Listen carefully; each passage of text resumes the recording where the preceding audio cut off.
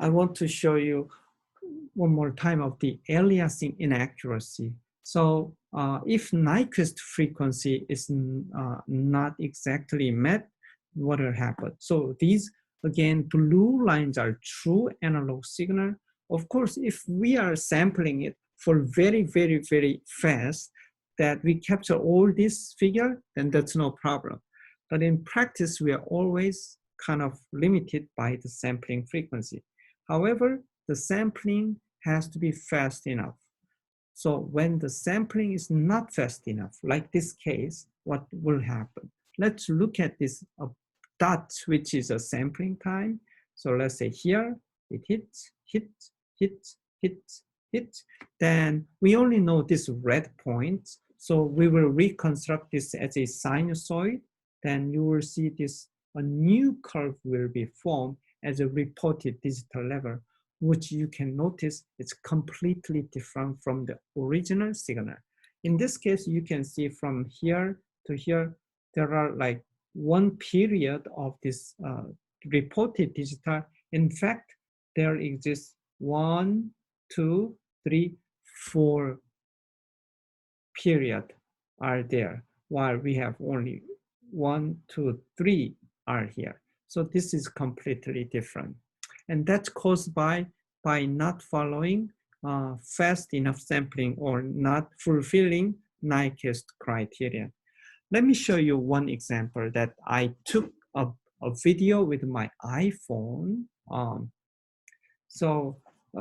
Conceptually, here, it's easier to understand. So let's say F is the signal frequency, which is the curve, while F sub S is sampling frequency. If we have sampling which is faster than twice of the original signal, that means we have this multiple dot points, which we will recover almost completely for the original signal. Then what happens if our sampling is exactly twice of the original frequency?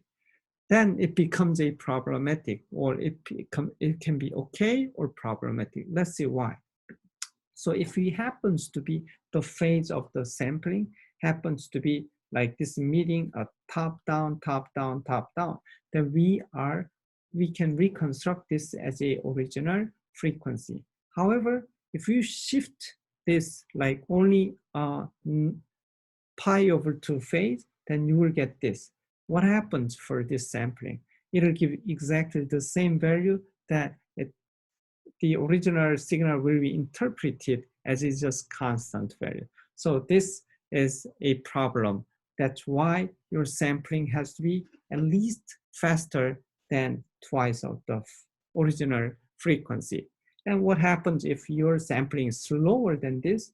Then you see this kind of phenomena that it will not accurately present or represent the original signal. So you are distorting the original what's happened. In fact, this happens all the time in our daily lives.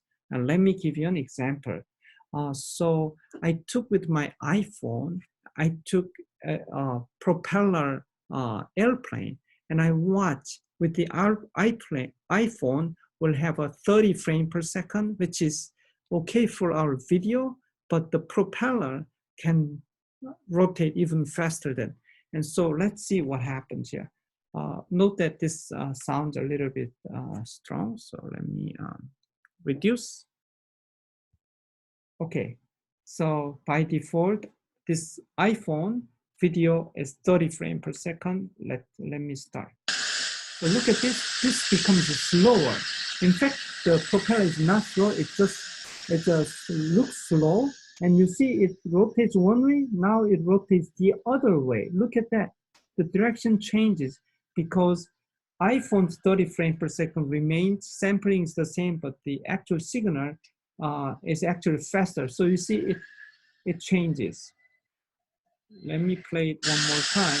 So look at that, it looks very slow because now it's almost the same. So it becomes slow, and it moves, rotates one way, and you realize it moves this direction and the other direction, which is completely wrong because the propeller moves always the same direction.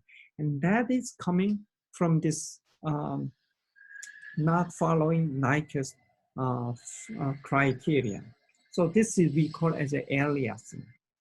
And this happens all the time. So for example, like bandwagon effect, you see the wagons of here, sometimes you notice the field rotation seems to be slow and then moving the other direction, which is surprisingly because of our eyes repetition of this sampling is quite limited and we interpret it as a different. So this happens all the time in our daily life.